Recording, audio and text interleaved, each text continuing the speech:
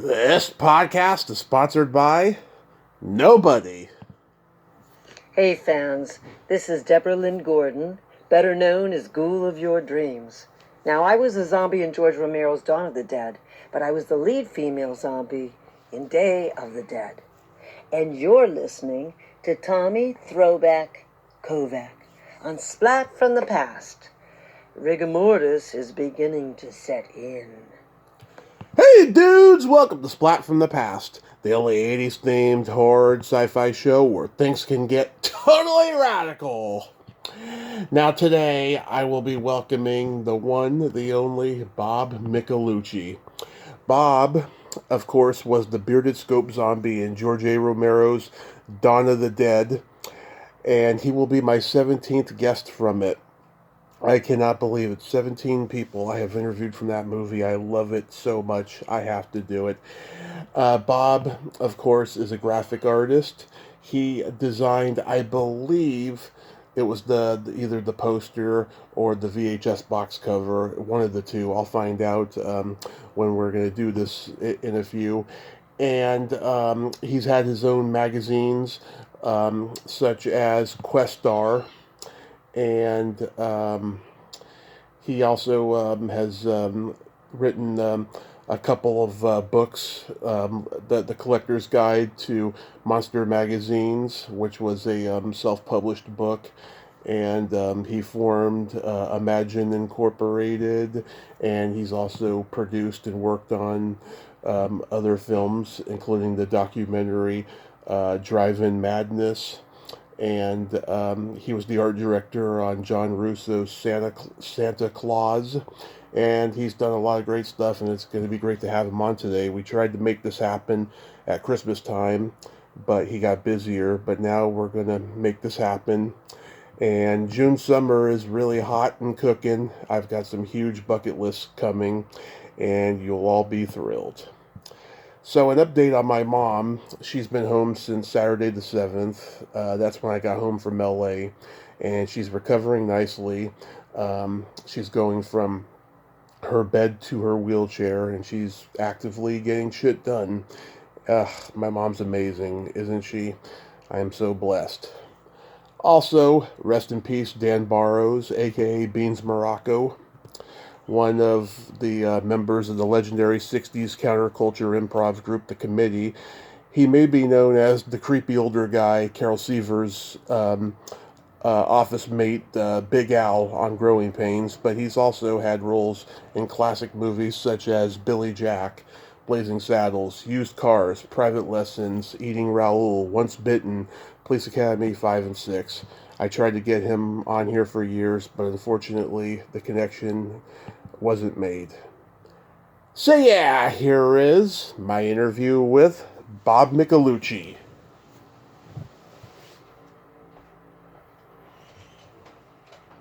Hey Bob, welcome to the show, sir. How are you today? Good, Tommy. Good to talk with you. Yes, I'm so glad we could finally make this happen. Thanks so much for coming on today. This is great. Sure. I'm sorry it's taken so long to get this together. I understand how it is. So, going back in time, did you gravitate toward art and drawing early on in your childhood? Yeah, I think I just always liked drawing. My uncle that I was real close with, he always used to do and draw, and I always credit him for starting me on that path. So ever since I can remember, I was always drawing something. So that's what actually got me started. And then I just wanted to make that a career. Once I had grown up, and I was lucky enough to go ahead and get to that point too. Yeah, I went to a trade school for part-time for 2 years in my junior and senior year of high school for commercial art, and got a little bit of training that way. Yeah, did you come from a creative family in general? Were your parents creative? Well, no, not really. No, my dad, my family, actually, my great-grandfather had started a soda pop factory here in the early 1900s, and most of my family, my uncles and grandfathers and everybody worked for that factory. And not really. I think it was just something I happened to be lucky enough to be born with. I see. You collected famous monsters magazines and watched creature feature movies? I did, yeah. Locally, we had a program here called Chiller Theater that With Chili Billy Cardille. Joey Billy Cardille, yeah, who I was lucky enough eventually to become good friends with. And so, yeah, I collected famous monsters. I think the first time I saw one was when I was probably 6 or 7 years old, right across from my grade school. There was a little drugstore, mom and pop type drugstore, and in the window they had all these monster magazines hanging on like a clothesline. Mm-hmm. And so I went in one day and asked if I could see one, and I went through 2 or 3 of them, and for some reason he had 2 or 3 issues there, so I guess I'm not sure why, but the issue number 17 was the one that grabbed my attention with the Bride Frankenstein on it, and inside the front cover was a really ugly picture of Dorian Gray that was the Dick Smith Dorian Gray. So when I went home, I asked my mom if I could have 35 cents to take with me the next day. She gave it to me, and that started everything. Then I was hooked, and then I was lucky enough to have parents that supported me with that. I collected comic books, baseball cards, you name it. But my mother liked Hollywood and stories about movie stars, so she actually would read the famous monsters and enjoyed them, learning about Karloff and Lugosi and everyone. So that's what got me started. Yeah, were you into like all the Roger Corman and Ray Harryhausen stuff? Oh, especially the Roger Corman, the Vincent Price stuff, and then the Hammer horror. Yeah. Christopher Lee, and especially when you're a kid, all the Hammer stuff had all the ladies with the boobs hanging out. So that was fun. But no, Christopher Lee, he would become my favorite Dracula, and Vincent Price was just amazing, and all the Corman stuff. Yeah, Bird Eye Gordon, and God, there was all these guys who were just making, great little low budget horror movies that had a lasting impact on so many people.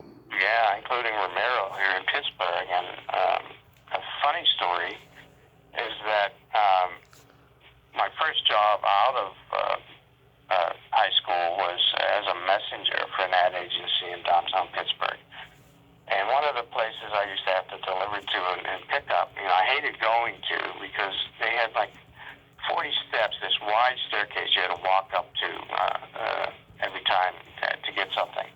And then I realized later that it was Hardman Eastman Studios, they did a lot of audio stuff, and, I would eventually get to know them. But, when I was delivering there, and it was only a couple years after Night of the Living Dead was made, I had no clue that's who I was dealing with. Yeah. It's weird how the twist of fate happens, especially in those days. There was no internet, and there was no way of telling what your future was going to be. Yeah. If someone didn't tell you, hey, you know who these people are with it, but back then nobody even cared. It was like they made that movie, but their primary business was doing the video and audio work for advertising agencies. Right. So which art school did you go to? It was actually a trade school called Conley Vocational here in Pittsburgh. I did do a summer class at the Art Institute of Pittsburgh for a couple months, but that's the only formal training I had. Everything I did in my career was pretty much self-taught after that. Yeah.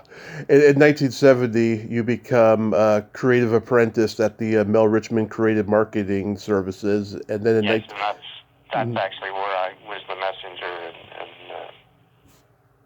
was delivering to Hardman and Maryland. Then in 1974, you were the graphic production artist at Dick Z Associates, and then by 1977, you self-published a book called The Collector's Guide to Monster Magazines. What brought you to write that book?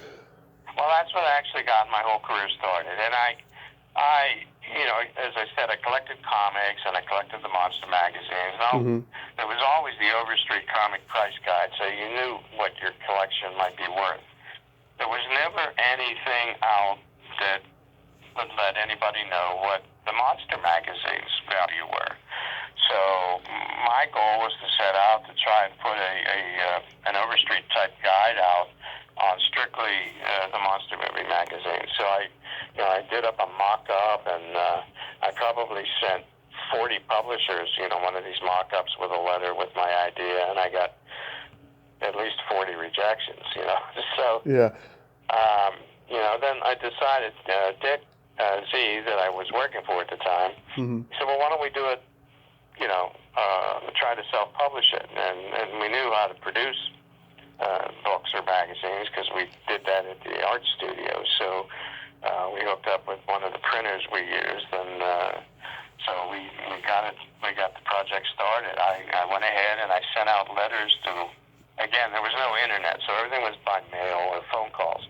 Mm-hmm. I sent out letters to a number of comic book shops across the country with a list of the different magazines, names, and issues, and asked them if they could, send it back with like an average of what they were selling those particular magazines for. So we took a cross section of the country to get that, and it was also during a time of the comic buyer's guide and things like that. So,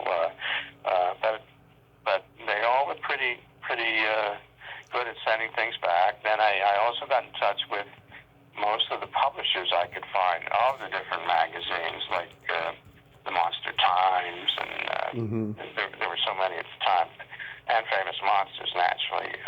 I talked with Forey Ackerman, who was a big help on that guide, and he did the introduction to the book for me, and he's actually the reason I got it finished, because Jim Warren, who was the publisher, was the exact opposite. He gave me more trouble than I would have ever known. He was like, don't talk to your heroes. Well, Yeah. he was one, when I contacted him, was very, very tough. He wouldn't give us the permission. He said, well, his covers were going to be 80% of the book, so he wanted 80% of the sales. And it went on and on. Forey was nice enough to try and intervene, and eventually we made a deal where he said he would take $1,000, and so we sent him a check for the $1,000 with a note. So when you cash the check, you give us the permission. We automatically have the permission to do it. So we went ahead and did the book, but to this day, he never cashed that check. So Yeah. So the book did well then. the book did well. It sold out. We actually did a second printing, and that pretty much sold out too. And then about 10 years later, about 1988, I did a second edition, an updated. Are they still in print? No, I mean, I have some that I have left that were my samples that when I do some horror conventions, I take with me. But no, they've been out of print for forever. And how did Questar come about? Well, Questar is sort of around the same time.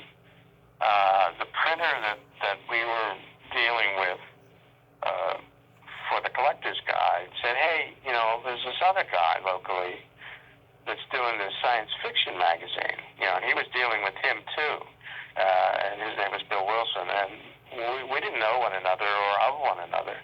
He said, why don't I put you guys together, you might, find a way to work together. So he introduced us, and it was a perfect marriage of creativity. So I ended up going into Questar with a third issue. Bill had put 2 out already, and it was primarily more comic heavy than anything else. And when I got involved, I brought it more into the illustrative part. We used a lot, we highlighted a lot of major illustrators and the film.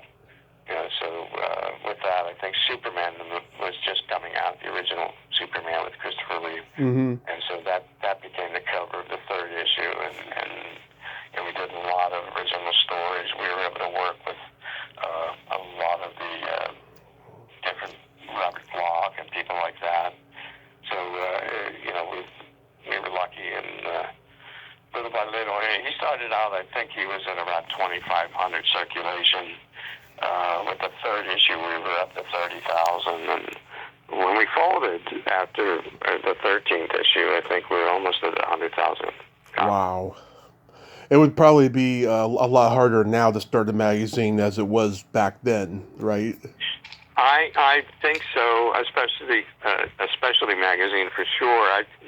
Again, there was no internet, so people, bought magazines a lot more, and there were a lot of specialty distributors like Diamond Comics and Capital City and a number of other ones, but Plant on the West Coast is actually still operating, but and I think Diamond is still there. But there were places that you could sell direct to, and they got your product into all the comic book stores across the country. Well, there's way less comic book shops now, and there's only one or two distributors left, and it will just be a lot harder even to get them on the newsstand. So even without any internet or any electronic media, we were there at the right time to be doing a lot of this.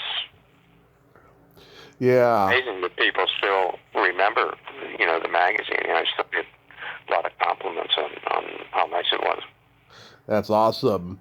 So does that play into you getting cast as the bearded Scope Zombie in Dawn of the Dead? Yeah, one thing just keeps leading into another. Actually, again, it was around the same time, and I had just produced the Collector's Guide, and our offices were on Fort Pitt Boulevard. We were 3 or 4 doors down from George Romero's offices. And I had gone to lunch, and I came back, and Tom Savini was at the office with Jeannie Jeffries, and they were waiting for me, and he had a box with him, and he had actually come to meet me to show me his collection of famous monsters, because he had just picked up my guide at one of the local comic stores. So it's funny, how things work. So we became friends. And then, like a month or two later, he started to work on Dawn of the Dead with George, and called and said, "Hey, we're going to need a bunch of zombies. Do you guys want to come out?"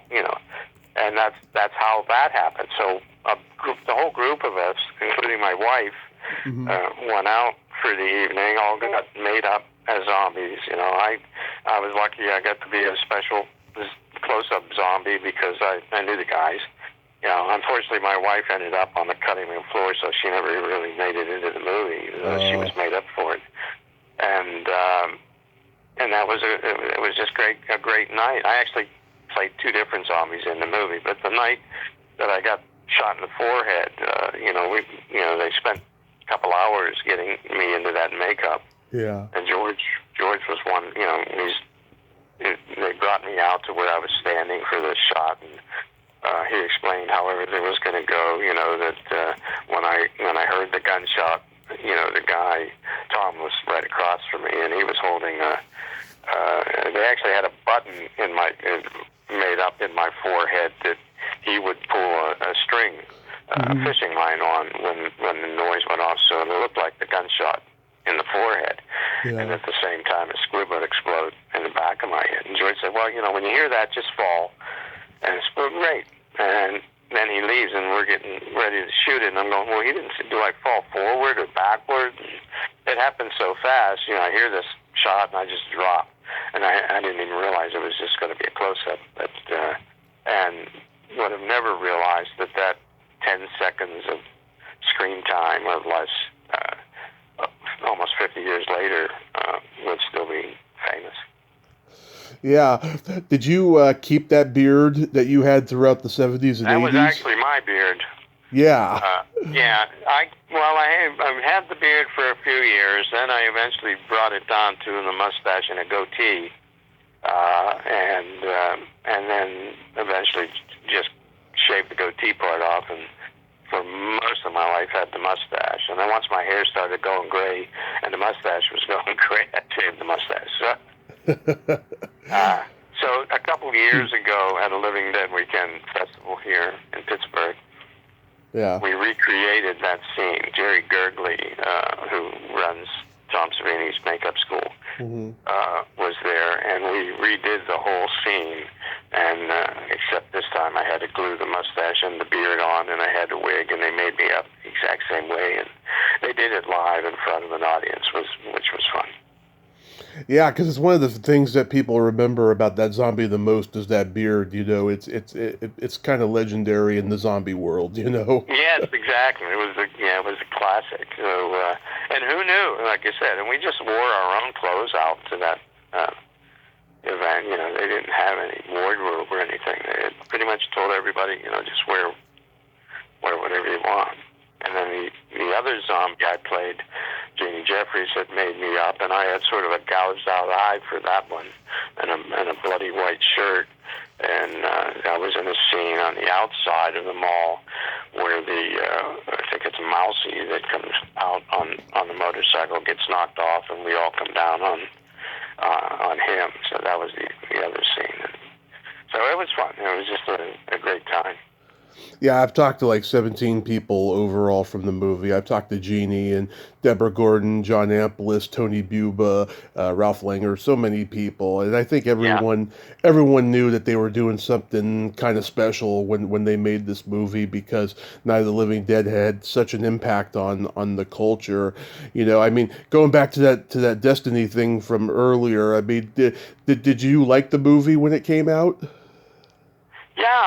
Yeah, absolutely. I enjoyed it. It was probably the goriest thing that had come out to that point. I don't remember. That's why they were going to release it with an X rating, and they ended up releasing it with no rating, because at that time an X rating was more of a sex movie, and they didn't want that connotation, so they released it unrated, because of the blood and guts. But it's hard for any of us to watch it and have the same reaction.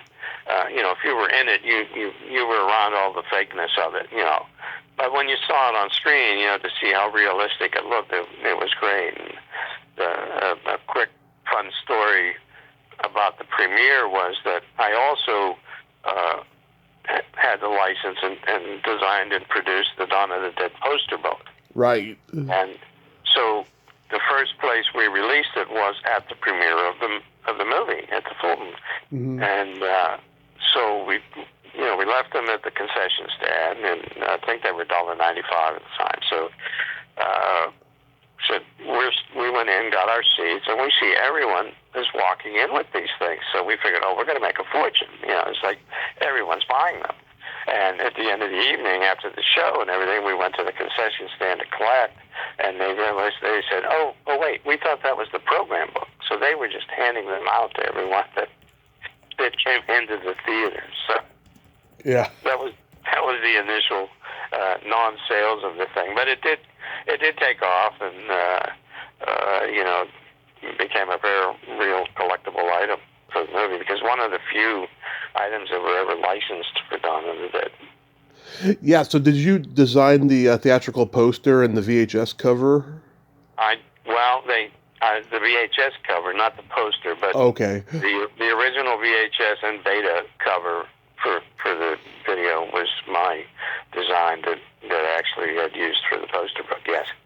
I'm proud to say I own a VHS print of all of them, of all the various VHS prints of Dawn of the Dead, because I love the movie that much, and it's such a collector's hobby for me. I just love that cover. You see 3 of Scott's zombie heads on that, like that stairway pyramid in the blazing sun. It's just something. She's rising, and it was. Yeah. I'm so happy that that's actually the cover that most people recognize the most. That's the first one they ever saw, and it brings them back more than anything else. Then I found out later on that they also used it on 2 different Laserdisc covers too. So yeah, and on the beta edition. So it was I was very, very happy to have been a part of that. Yeah, it's an image that stays with you long after you see it. I have a Dawn of the Dead poster signed by Ken and Tom Savini. They're the only 2 I've been able to meet at cons, because they don't that a lot of the Dawn of the Dead people don't get booked out here in California for some strange reason. No, I've been trying to get someone to bring me out there forever. I used to come out to L.A. a lot when we were producing Questar and when we did some of the other the Scream Queens magazine and everything. But yeah, it's tough to get anybody out there. I mean, most of us, like it was just last weekend that they had the Living Dead weekend here at Monroeville Mall when the movie was filmed, and they do that. Kevin Chris does that every year at the mall, and, right. it draws people from all over the world. And he has probably 30 or 40 people from the different movies there all the time. So it's a great event. Yeah, I was pretty sad to find out about Walmart buying the Monroeville Mall. But were you at this last one? Yes, there was. Yeah, it was a great crowd. I think probably more than usual because people were afraid they might not, get a chance to come out to another one. Everybody's hoping. There's no plans yet, so no one knows what's going on. Also, Kevin also has the Living Dead Museum in that mall, so that's up in the air. What'll happen to that? But it's just a wait and see right now. The shame is the mall is in disrepair. There's not a lot of stores that are still open there, so it doesn't have a lot of benefits going for it to try and save it in reality. Unless they can talk them into saving like a section of it. When they redeveloped it. I know when they redid the Galleria Mall in L.A. and stuff, they kept one part of it, where the movie theater used to be and everything, and then they made the entire mall outside. It was kind of weird. Yeah, well, that's the trend today is going back to the outside malls, not the enclosed malls. So I would assume my guess would be Walmart will put a super Walmart in, but they. The plan is to have more than just a Walmart and have more of a shopping center too. So, hopefully they'll see the benefit to right. the history of the mall. Did you remain in touch with George until his passing? I did, yes. I was, not as much once he moved to Toronto, but we did stay in touch, and he was always such a great guy to deal with, and always friendly, and so we did stay friends, and Mike Cornick, his cinematographer, he was just at the show last weekend, and he's another great guy. Most of us, now I knew Mike and I knew George and Tom, and Jeannie, but for the most part, most of us that were zombies or bikers or whatever, we didn't really know one another during the filming of the movie. We really all got to be friends because of the different conventions. Once people were bringing us into these different shows together is where a lot of us met one another and became friends. Yeah, there were a bunch of people that did know each other previously and stuff, but everyone got closer with the conventions and stuff. Right. You were the art director and played the cop in John Russo's Santa Claus. How was that experience? It was fun. My daughter actually was one of the two little girls in the movie, and my wife was one of the victims of him. But it was a fun movie with Debbie Gershon, and we filmed some of it in my house and some in John's house, and it was just a fun B movie to make at the time. Yeah, Debbie, and, she's a character. I played a cop in that for like a few seconds. Yeah, Debbie's a character. I've had her on years ago. Was your daughter named after Dawn of the Dead? Actually, it didn't really have anything to do with the movie. It's just coincidental. Oh, okay. She just turned 40 right now, so she was born in '85, I think. But it's sort of a coincidence. Yeah. But, she had fun with that. She's like, oh no, when somebody brings it up. And then a little later on, we also did the Night of the Living Dead 30th anniversary with John. and my wife and daughter were also in that. They were in a scene where there was a car crashed into a tree, and then they both rise up after they were killed in the car crash and come out. So they called them the zombie mom and zombie daughter. So Yeah, that was fun too. What's John like as a director as opposed to George? Well, they're like two completely different types of people. George seemed to be way more casual with his approach. Took a lot of people's. If somebody had an idea, he would listen to it and tell you to try it. I mean, he worked real closely with Mike Gornick, that was his cinematographer, and he was just a more laid back type guy. And I think John is just more rigid in his approach, and he's most of the stuff that he directs, he's also written, so he's very tight on what he sees and what he wants to get accomplished. Mm-hmm. I've had him on the show, and I've met him in person. He's a good guy. Yeah. I mean, we were partners for years when we were publishing Scream Queens and some of the other books. It's so cool that John gave roles to Carl Hardman and Bill Heinzman. That he stayed in touch with them all those years. I love the whole camaraderie of the whole Romero camp. Well, that's the one thing George did do is, I mean, it's like once someone became friends, they became friends. Mm-hmm. and stayed friends. And yeah, John, he had Carl, and I'm not sure if Marilyn was in Santa Claus too. I think they were both in it. I think so, yeah. And then also they had stuff to do with the Night of the 30th anniversary, and Bill was in that, recreated his role, and he also did the cinematography for both of those. So everybody had dual, triple roles for a lot of the items. The other thing that I was able to do was put on the Zombie Jamboree in 1993. That's mm-hmm. the first time that the whole cast from Night of the Living Dead was brought back together for one event. And that was huge, and people still talk about that. It was here in Pittsburgh, and people came from all over the world for that. And we made it a big event. We had a re-premiere of the movie with the red carpet and the limos. We did a zombie cruise. We had all kind of things. And I think that's probably the only event that Keith Wayne was at. Mm-hmm. We were able to track him down, and he passed away not too long after that. So people, were lucky enough to be able to meet him at that event too.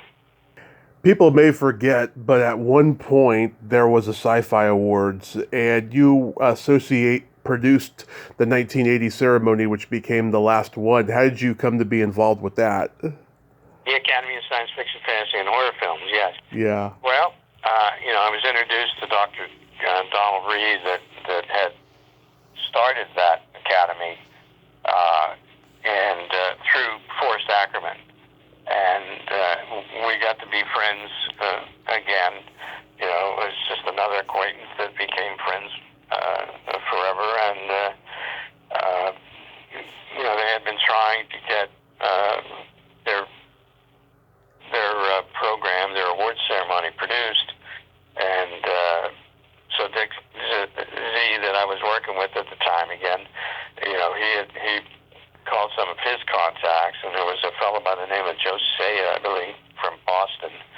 There was also somebody that decided that he put up some money for the production, and we were able to do that, so we flew out to the coast, and we worked on that.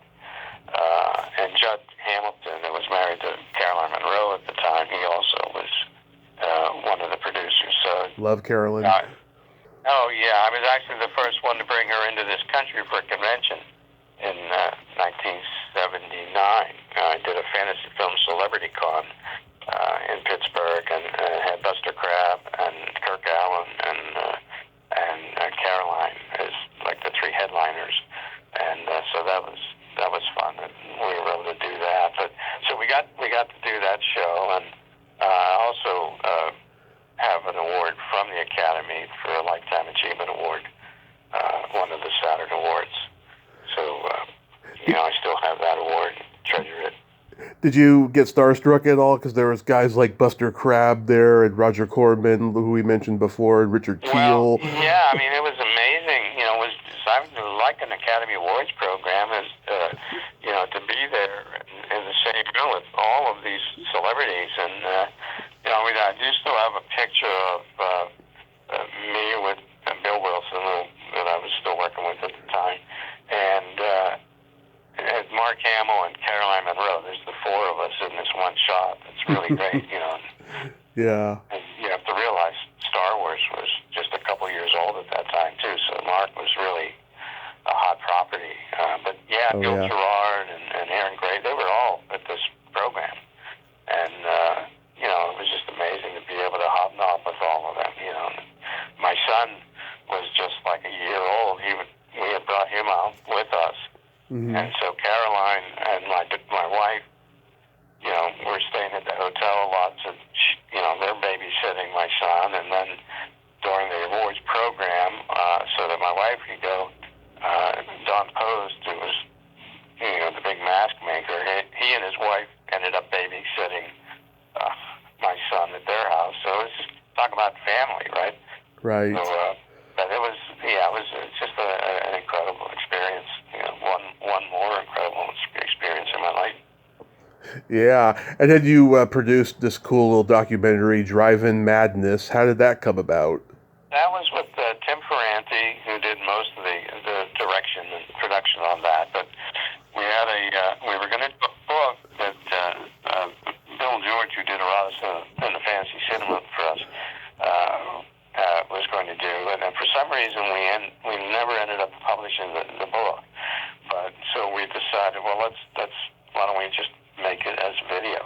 You know, we were good friends with Bobby Brzee and her husband Frank, and Tim was friends with a lot of the other people. So you know, we just decided let's try that. And you know, again, it was a good compilation with interviews and old movie previews and stuff like that. And it was just another fun project that we all got to work on with Jack Russo. Yeah, Linnea Quigley, who I've had on several times. She's awesome. Yeah. Again, well, because we also did the Scream Queens Illustrated magazine. Yeah. You know, we were good friends with Linnea and Michelle Bauer and Springsteen. Oh, I just had lunch with Michelle last week. I was in LA for my birthday, and we had probably the best lunch of my life. She is so great. It was nothing but dirty jokes and body innuendos. She's so incredible. She just messaged me a couple weeks ago because she was just starting to play around on Facebook or something. But Yes. I saw her years ago. I was at a show up in, I think, around Buffalo, somewhere in northern New York. And Brink was there, and Debbie Rashawn was there, and Michelle was there, Fred Ray.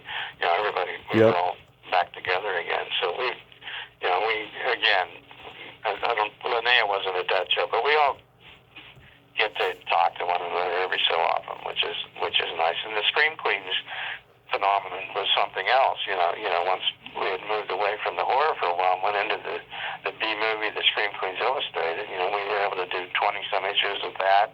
We did 5 sets of trading cards. We did individual sets on the different girls. You know, it was just a wonderful time. You know, being able to do all of that. And and again, I don't think the internet still was very much used, even when we were doing that in the early 90s. You know, we did most of our sales through mail orders still. Oh, yeah. In the magazine. Oh, yeah, subscriptions, as they called them. Well, subscriptions, or, you know, we sold a lot of the videos, but again, they were, you know, it wasn't electronically. It was all getting coupons in the mail, like the old-fashioned magazines with checks or money orders. And we would still fulfill them that way. So, we had done that with Questo. We sold a lot of the Don Post masks and the Perez Saraband LPs and everything, and they were all with people sending checks. It's a lot of work to open a lot of envelopes. Yeah. And so you were in the pizza business for a while. Yeah, I was. Yeah, I mean, I ran an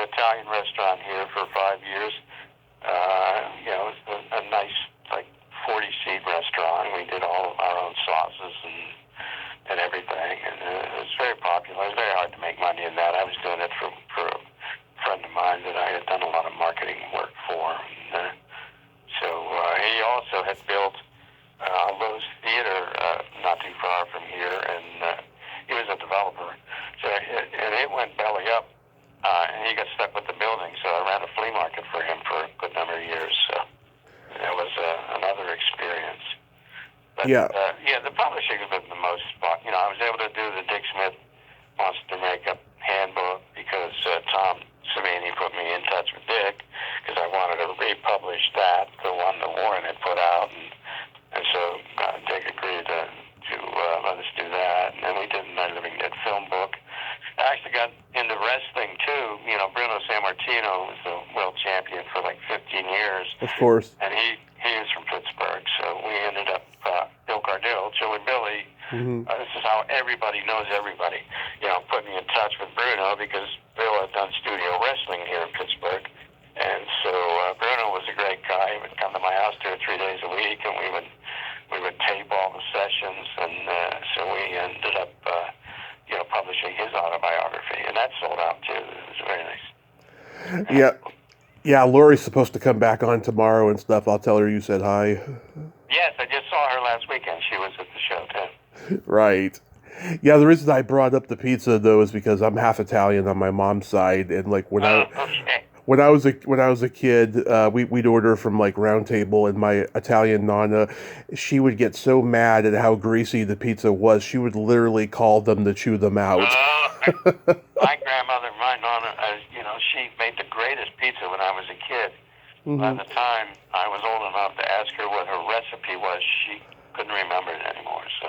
Oh, that's sad. Shame, you lost that. It was the old square pizza, and it was so good, but she just never did get that recipe. I do make, my homemade biscotti every year, and I make my own sauce and soups and everything. I still enjoy doing that. The Italian never leaves you, that's for sure. You gotta write that stuff down, otherwise you'll lose it, Yeah, mine's all written down, for my kids, My daughters come over, and, she wanted to learn how to make biscotti and the sauces. My son makes the sauce, too, so, it's great. Do you make calzone? I did at the restaurant. I don't usually make them at home. The pizza we made was we made it in steel pans. We pre-baked the crusts and everything. It was a square pizza, and we made our own sauce and everything. It was very good, very crispy too. Yeah, I like calzone, but sometimes there's just too much emphasis on ricotta. Like I can't take. Cheese overwhelms everything. Sometimes you just. Yeah. You open them up and you just get this lava flow of cheese flying out. Yeah, I can't take that much ricotta, unfortunately. And then I was like, just a couple weeks ago, I drove down to Kentucky to Wonderfest because I was inducted into the Rondo Hatton Monster Kid Hall of Fame. Mm-hmm. My daughter came with me, and I got the plaque and everything presented to me, and it was nice. I think this year, Fred Olin Ray, Catherine Lee Scott, Victoria Price, they were all also inducted into the Monster Kid Hall of Fame. All good another people. Honor. Yeah, they're all good people, all of them.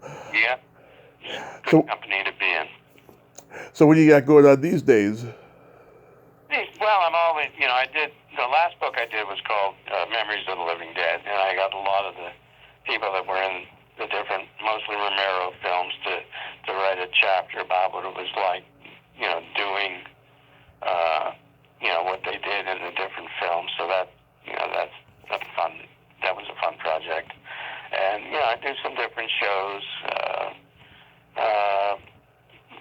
retired from real life work, so it gives me a little more opportunity to do some of the other things. But again, things that I was lucky enough was, to meet people like Vincent Price. He was one of the nicest guys in the world. Mm-hmm. I had done this was back in 1975, actually. I did an illustration of him with all of his characters, and I guess Dr. Fives was his most recent thing. But he was here in Pittsburgh with Roddy McDowell in a play called Charlie's Aunt. And so I got in touch with the Heinz Hall, and they were able to set it up for me to meet him after the program. Wow. So my wife and I went there, and we were waiting in the the green room behind the stage, and the play ends, and you just see first Roddy McDowell come off stage, and then Vincent Price, and Carell Brown that he was married to. She was in the play too. They all just walk right past us, you know. And you talk about star power. And then about 10 minutes later, Vincent came down into the room and spent about 20, 30 minutes with us. It was just the nicest guy in the world. We took some pictures. He signed the illustration I did, which I still have framed and hanging in my house. And it was just a wonderful guy. And then later on, he agreed. He wrote the introduction to the Forrest Ackerman A Famous Monster book that I published. You know, just as a favor. Christopher Lee. You know, I met him once at a show at the Bonaventure Hotel in LA years ago. But then later on, I wanted him to do an introduction. I didn't really know him, but Forrest Ackerman gave me his telephone number, and I'm a young 20-some-year-old, and I'm stupid, you know, I'm going to call anybody. Again, there was no internet or anything. You couldn't text anyone. So I got up the nerve. I called this number, and I'm expecting someone to answer his phone, and I get, hello, you know, I get that deep voice. He answered the phone. And now, like, my jaw drops, you know. It's like, you know, he's like, can I help you? And I gave my name and everything. He said, well, you know, he said, well, first question is, how did you get this number? Yeah. So I threw Ackerman under the bus, you know. And he said, well, I'll deal with him later. He said, what can I help you with? You know, I went over everything. He said, yeah, if I can find the time, I'd be happy to. And, you know, he was really nice. And you know, like a month later, you know, the thing came in the mail. So it was just another, you know, these guys were just so nice and willing to help other young artists or people trying to do things out, you know, so I have to give them kudos. So whenever someone contacts me, and, you know, I try to help out if I can, you know, to pass it forward. I know it seems like, you know, back then the horror conventions were not as big as they are now, and just like everybody was willing to help everybody, but now because it's so big and stuff, it's just like so many guys are just like, go away, kid, it's a different time now. Yeah, well, it wasn't as commercial. It was more fan-based. So, you know, no one was going there pretty much to buy autographs. Most people didn't charge. They were going there to listen to people talk or buy stuff from the different vendors. You know, so, you know, there were no lines of waiting for autographs or photos. So it was a whole different world. And now, you know, I see some of these shows where, you know, you've got to pre-purchase autographs and photos, and before you walk in the door, you're out, you know, $400 or $500 a piece for some of these people. So it's a whole different world. You know, the people, you know, the big shows, people are standing in line for hours and hours just to get someone's autograph or, you know, have a photo taken with them. And I think it's just lost the feel that shows had, because there were so very few of them too. You know, back in the 70s and 80s and even 90s, you know, they were mostly on the West Coast or in New York, once in a while Chicago, but, you know, there wasn't one every week. Right. And, you know, and celebrities weren't making a living off of signing autographs at shows.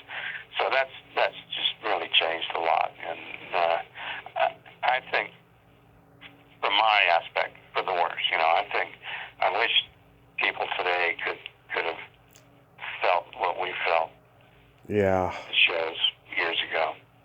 It seems like you got to meet so many great horror legends, though. Did you ever come across John Ager in your travels? Not John. I mean, I met Ray Harryhausen. I met, you know, I had drinks with people like Kevin McCarthy. And, wow. And James Hong. And, you know, these guys would sit in the bar, you know, after the show, and nobody bothered them for autographs. You know, we just sat around like people, you know, were friends and just talking, and you know, it was just a really nice experience. You know, it wasn't, you know, they didn't just go hide out after a show. They actually enjoyed being with the people. You know, so it was, I got to meet a lot of people that way. Amazing. Do you have any cons coming up? I have. Well, we just did the one one last weekend. I have one, trying to think, in October, there's one called at Carlisle Comic Con that's in Carlisle, PA. I'm trying to think, not sure if there's too many more for this year. I know I'm sure I'm missing something, but I probably do 5 or 6 a year now. Yeah, it seems like a lot of people are making their living doing the cons now. Yeah, and I bring, when I do the shows, I bring so much because of all the stuff I've published over the years. So usually I have the books and magazines and the trading cards, not just my 8x10s. Well, the cons out here never listen to me, though, but I will do my best to, encourage them to book you. Yeah, they should have a group of us out there once, because it would be the one time people will get a chance to see us, because, we're not there very often, so you would think people would want to take advantage of that when they get the chance. Yeah, c'est la vie. Hope they get to do that.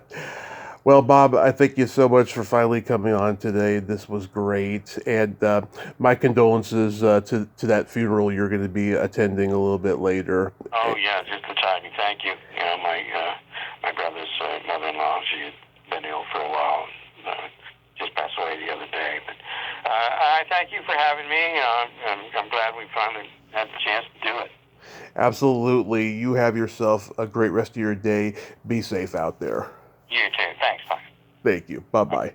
Well, there you have it. Bob Michelucci. Ain't he a cool dude? Oh my God, that was a great little talk that we had there. And wow, he got to meet so many horror legends back at a time when the horror convention circuit was so pure, exactly like he said. No fans had, big agendas like they do now, and the celebrities could hang out and they could coexist with the fans.